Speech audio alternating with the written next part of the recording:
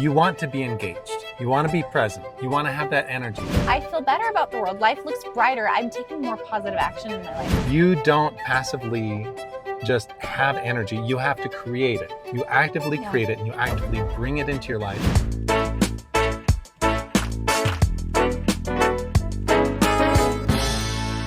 You guys, welcome back. We are so excited about today's topic. We're talking about your physiology today. It's something that we are so passionate about talking about because it affects your life on so many levels. And when we say these principles, they're going to sound so simple, like, well, duh. But at the same time, I want you to ask yourself, how many times do you actually apply these principles? Because applying them is like magic. Like, it changes your life. Like, you will up your level no matter what your goals are in your life. If you tune in and pay more attention to your physiology and giving that a boost, everything about your life will feel better. Absolutely. In this life, we've got these two amazing, beautiful parts of ourselves. You've got your body and you've got your mind, right? And you're this dual, like, what do they call it? Amphibian type of personality. Where you've got these two parts of you, right? I don't think it's amphibian. Body and mind. And 50% of your energy is coming from your thoughts. And that's what we always like to talk about is your thoughts and your thought work. The story you tell creates the emotion. Let's reframe that. And so much of what you so feel important comes from that. And 50% of what you feel and what you experience in life is coming from just your body and how you're taking care of it, right? So we want to talk about that. We want to talk about the energy that you bring to your marriage, because the energy that you have in your marriage will make or break your marriage. Yeah, for sure. All your relationships. Yeah. And just think about that. Like, when last time your spouse walked into the door, like, what's it like when they come in like high energy, excited, curious, right? Versus when they walk through the door and weighed down, frustrated, feeling the weight of the world on their back. Yeah. And you're trying to tell them something you're excited about, and they're like, yeah. No. Energy is attractive. Yeah, it's so attractive. In fact, let's just pretend like we're starting the podcast again. Hey, guys. Hey. We're going to talk about your body today. Yeah, we're JR and Jules. Just say, stop, they're going to turn us off. Like, really, though, like, even with scrolling, like, when you're on your media, things that are, like, in your face, like, energetic, like, hey, and as soon as things start to get, like, too dull, too slow, it's not quick enough, it just drops our attention. We don't want to stay engaged. Energy is engagement with life. When you have energy, you are engaging with the life around you. So how do you do that? How do you increase your energy? Because when you come in with your spouse, when you have a conversation with them, you want to be engaged. You want to be present. You want to have that energy. And you might be thinking, oh, but JR, I've got the weight of my world on my shoulders. You don't understand what it's like at home, all the weight that I'm carrying, all the emotional weight. You don't understand what it's like at work, all that I'm dealing with right now. But that's crap. That's bull. Because you don't passively just have energy. You have to create it. You actively create it and you actively bring it into your life. It's attractive. It's fun. It's what brought you and your spouse together in the first place when you were dating and engaged. You were going through life. There was so much that was new. You were probably exercising, taking care of yourself. You were probably learning new things all the time, working on your mind. And that energy that you brought into your life, even if you were super poor, even if you were going through a lot of hard times, whatever it was, that energy made you attractive. And as life piles on, we have a way of being lackadaisical about our energy and letting it drift away and letting life become gray. So I like what you said, JR, talking about how we have this mindset around energy that depending on how much sleep I had or what we've eaten, like, I've got this much energy in my tank. And then as I go throughout the day, my energy is going to deplete. And then by the end of the day, I'm just going to not have any energy. That's a myth. Like, that is not how our energy works, because your body, your cellular energy, it generates itself. Your body is designed to generate energy. That's why, depending on like what's going on in your life, you actually could, like, do you remember college? I think I slept like 4 to 5 hours a night. Yeah. I had so much energy. It wasn't So a couple of myths to go along with that, right? A lot of times we'll think if I just had more sleep, I'd have more energy, right? And we've got 5 boys. We're constantly going. Sometimes we don't have enough sleep. And it's really tempting to tell that story if I had more sleep. But there are other times where you go on very little sleep and can be having a very exciting time with projects or life, just like you were talking about in college. And so we know that's a myth. There are other times where we think we get energy from food, but you also have times like a big Thanksgiving dinner or a big Christmas dinner where you eat so much, and do you have more energy afterwards? No. Sometimes you feel exhausted from overeating and oversleeping. I do want to say, I'm sure there's biology that plays into this. Obviously, like nutritionists, dietitians, like, wait a second, what you eat does affect your energy. Yes, it does. Yeah. It's that mind-body connection. There's actually a study. But it's not how much you eat, right? It's not like if you overeat, you're not just going to have this insane amount of energy. Yeah. Right. You do have to watch it. You've got to be careful with it. Dialing into your nutrition. Exactly. Yeah, but there's like that mind-body connection. Like there's a study I read very recently about sleep. Let's say you get a standard 6 to 7 hours of sleep a night. They're measuring it. They did this study where they measured how much sleep people were getting. If they wake up and they tell themselves, I got enough sleep last night, like I slept enough, they feel more energy. Or you tell the person, oh, you slept 8 hours last night, but they only slept 6, but they feel like that's sufficient. They act more energized versus, let's say they slept 8 hours, but they were told they only slept 6. Like, oh, I feel lousy. I did not get enough sleep last night. The stories in your head affect your energy too. So that's that balance. Absolutely. So you've got to be careful. Like, work is so hard right now. Those thoughts are going to weigh you down. What if it's not? What if it's just work and that's it? It can be hard. It can be overtaxing, or it could just be normal. Because when you decide this is just normal, it's fine, I just roll with it, suddenly you have more energy to attend to the demands of work. Absolutely. So the stories that you tell yourself directly impact the hormones that your body's producing, the chemicals that it's producing, your bioprofile of how old you are and how young you feel. Yeah. The stories impact it, but also on the flip side, how you take care of your body will impact your mind so that you do tell yourself better stories. Yeah. And that's where this is so cool, because your mind and your body are so interconnected. We want to talk about a few ways that you can, just simple things that you can do every day. Like hack your biochemistry. To hack your body, right? Yeah, things to increase your energy levels. The first thing we want to talk about is sunlight. Now, all of these things have so many studies behind them. I love things personally that are backed by science, right? I don't want to just hear a tip or hear a fad pop up in my news feed on social media and be like, oh, I should try that, because I love it when there's like 5 or 10 academic studies behind it. And I know that it's beyond just the placebo effect and beyond belief and beyond all these things. It's actually scientifically proven. And I love that. It gives me a kick. I love the placebo effect too, but that's cool. Yeah. Now, the first tip is sunlight. We're in the middle of winter right now.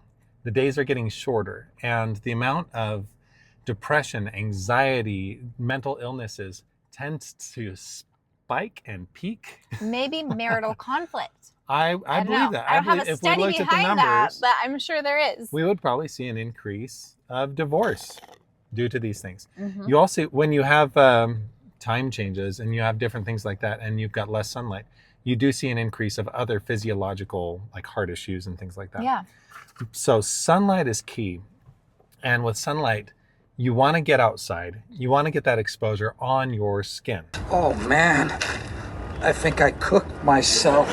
Right? And so if I'm going for a walk like I did this morning, sometimes I'll take off my jacket, even if it's cold outside, because it's skin exposure to the sun that's going to get your body producing the vitamin D and the chemicals that it needs. And if you're in an area like Alaska where it's so dark and you don't have any sunlight, you can actually buy lights that imitate the sun. And they are scientifically proven to also help promote sunlight exposure. So yeah, this goes really well with our second tip, which is just movement. I like when I can get both at the same time, kill 2 birds with 1 stone. And so going for a morning walk while I'm getting that sunlight exposure first thing in the day, it primes me for the day and sets up my mental attitude so that it's optimized, so that when I come back into the house, I've got more energy, like I did this morning. Yeah, I and came back from my walk. With exercise, like whatever you love to do. Yeah. Like if you love to dance, then to turn on some music and dance for a little while. Like Want to break dance? Woo! It's just about that movement. It changes the chemicals in your brain. It releases more dopamine when you move your body. It oxygenates the cells in your brain at a higher level. So it's just all about getting what a movement that feels good. Exactly. Have more sex. Like, that's movement. Like, anything that moves our body more will lead to increased mental health. One of the biggest things that's kind of circulating right now in like pop psychology, one is, like Jules said, having sex in the morning, and how that impacts your biochemistry throughout the day, specifically for men and productivity. I think work. a man wrote this study. I think a man did. And that was confirmation bias. He was very excited about that. The other one is getting out, getting movement, but with your spouse. And that's something that we've done at different times of our marriage, where that's our time to go out and you move your body so you get your mind in the right spot, right? You might be in a bad mood, right, before you start your walk. But the act of moving, the act of walking, the act of being outside, especially opening your outside. mind, it changes your biochemistry. So if you combine that with talking with your spouse, you're priming yourself to have a good conversation. And then we also know about mirroring neurons, that like when you're in close proximity with somebody, that your brain chemistry wants to sync up. Those neuron connections kind of like sync up. Yeah. And so if you're both in a positive state and feeding off of each other, you're going to have some really powerful conversations. I would do that. I would do that early in the day, because what you do first thing in the morning is going to set the pace for the rest of the day. And movement can also just be like, if you're at a desk or computer for a really long period of time, you notice like 2 hours in, you're like kind of feeling lethargic, just get up for a little bit, bounce around, do some jumping jacks, because again, we're not just using up our energy, we're generating energy, and you can do that with movement. Absolutely. The next thing we wanted to talk about is, actually, I want to skip down on the list, because going with movement and how it immediately impacts the chemistry in your body. Music. The music that you listen to will directly impact and very quickly impact the chemicals that are released in your body.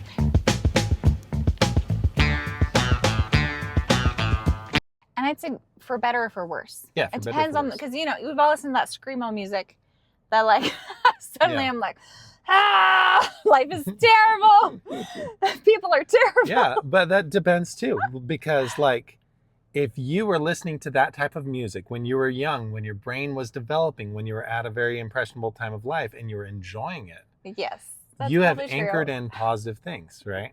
But if you're not a screamo type of person and you never listen to that and you never want to, and then you hear it on the radio, right? I'm in that boat too. I don't love it.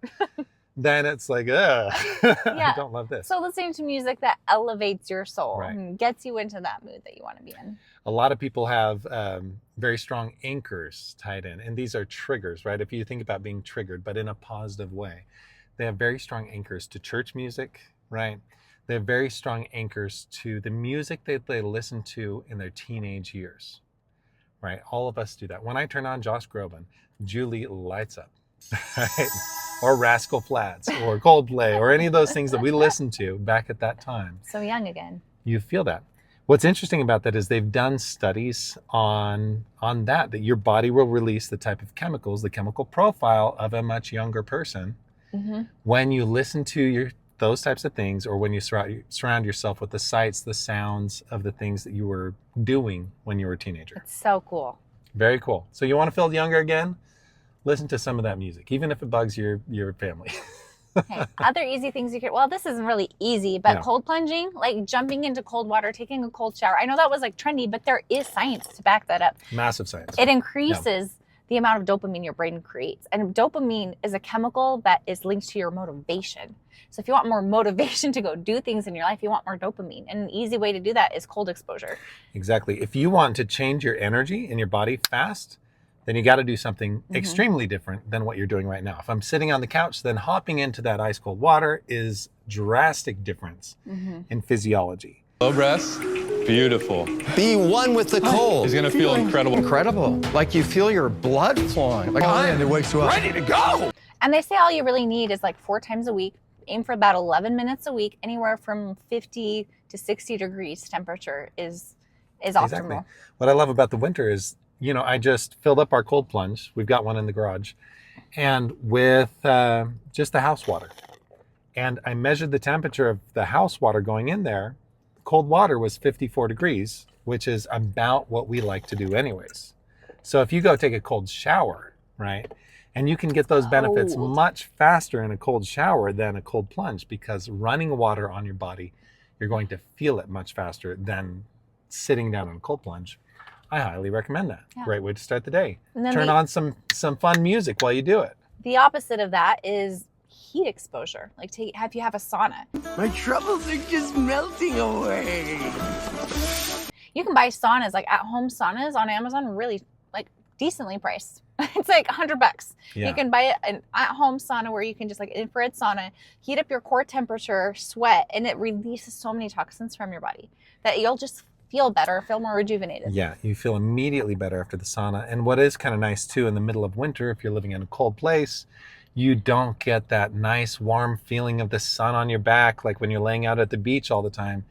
Getting in like an infrared sauna feels like that. It's very nice. Mm-hmm. Then other just things that basic things we know, like hydration. Make sure you're drinking enough water. Like you just start to feel foggy when you aren't hydrated enough. Your body's made of so much water. So making sure you're drinking your water, get one of those fancy Stanley mugs, carry it around with you. Like, fill it up. Sometimes trends are good. Speaking of hydration and drinking. Vitamins. We love this drink. It's called Cardio Miracle. It's full of so many vitamins. It increases the nitric oxide in your blood. Guys, we are all about right now at this stage of our life with these 5 kids and working on our marriage and working on our business goals and all the things that are going on in life. We take the time for our physiology because we know it's so important. Without our physiology, without our physical health, it's so hard to do anything. We have to. And even before hopping on one of these podcasts, we move our body. We do what it takes. I do a little breathing exercise, to up my energy. Because I want to bring it for you guys. I want to be present with you on this podcast. Yeah, and I'm so glad you said that because breathwork is one of the most important parts of physiology that we have control over, but we don't often take the time to use. And we need to be using this tool because it's just so important to just breathe and oxygenate your body. Follow the breath. The breath is gone everywhere.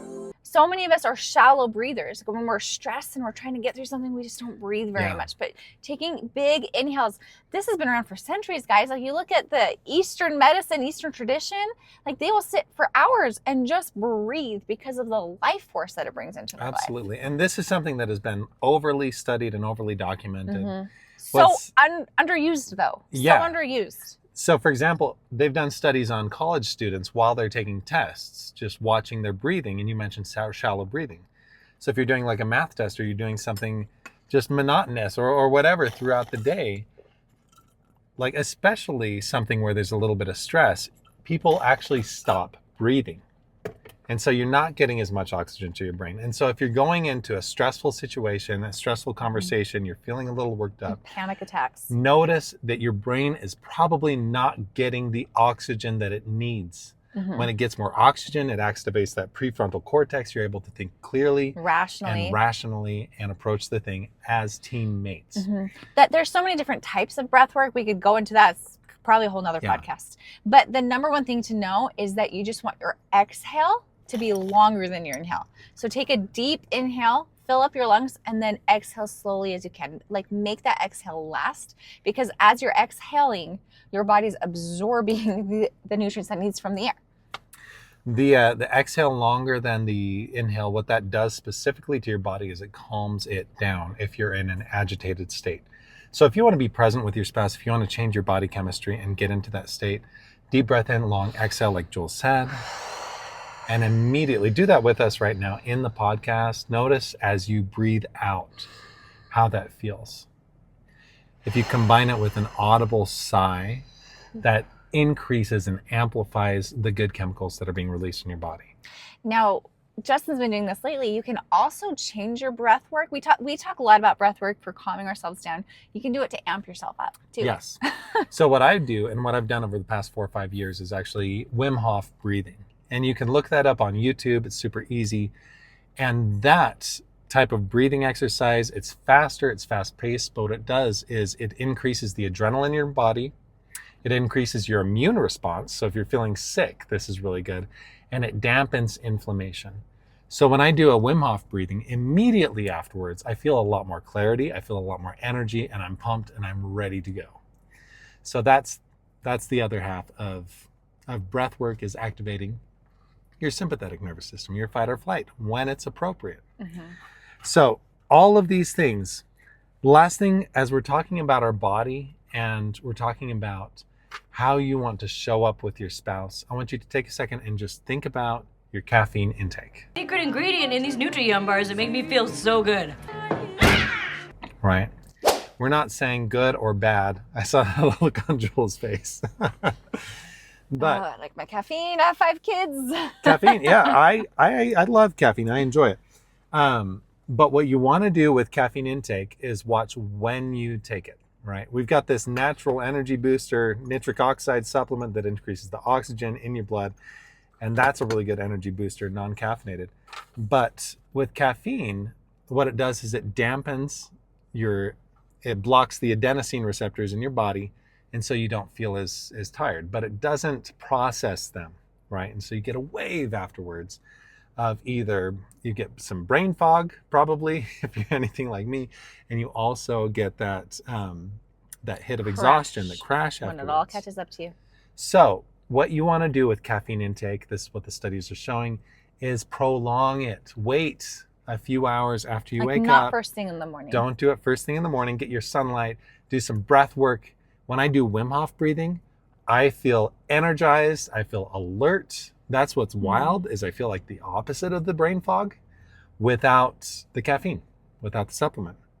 I do like taking a little bit of caffeine, but usually I'll do that around the middle of the day when I'm just working and I want a little boost of energy. And they also say don't take it after 3 p.m. Yeah. Because it can interfere with your sleep cycle. So it's kind of a middle of the day type of thing. If you want good sleep, if you want good to optimize your caffeine use. optimized body. Okay. As you do these things, so just imagine, like how does that affect your body? When you're exercising, Jules, and you come in, like, how excited are you when we sit down and have these discussions? I use exercise like medication. Like, I just have to, because if I go too long without it, I get so grumpy. You're right. This feels great. I feel so free and so graceful. Because our bodies were designed to move. Because it just, again, it affects the chemistry of my brain. And I just know that with myself. When I get in a good, sweaty workout, I feel better about the world. Life looks brighter. I'm taking more positive action in my life. So it's something I have to do. And I want to point that out because I know a lot of you are like, I'm so busy. I don't have the time to do all this. I can't go cold plunging and do a sauna. And I don't have time to eat healthy. Like, I get we live in a busy world. You can't afford not to if you're really serious about creating the life and the relationship you want. These have to be priority because you only get this one life, you guys. You guys have to do everything you can to create the most of it. And I guarantee the most successful people in the world take so much time focusing on their physiology, making sure they're eating well, making sure they're hydrated, making sure that they're exercising and their bodies feel good. How many mistakes do you make? And walls do you run into when you don't feel well? You get less done. Even though every minute of the day might be scheduled, you're less effective. So if you spend some of that time to prime your physiology, get into a good state in your body, you'll be twice as effective. You'll get so much more done. Exactly. So pick 1 or 2 things from this list that we talked about today. Try them. Notice how it changes how you feel about your spouse, how you interact with your spouse. And notice also that you're probably going to be a little more attractive to your spouse as you're doing these things. We love you guys. Have a great day. And Happy holidays. Happy holidays. And it's Christmas in 2 weeks. Go love. Oh, go love. Winter is here, the snow is falling, twirling down. Positive upbeat, like. Today we want to talk about your body, your physiology. This beautiful, why do I always have a hard time starting? As soon as it starts to get too That was real smooth.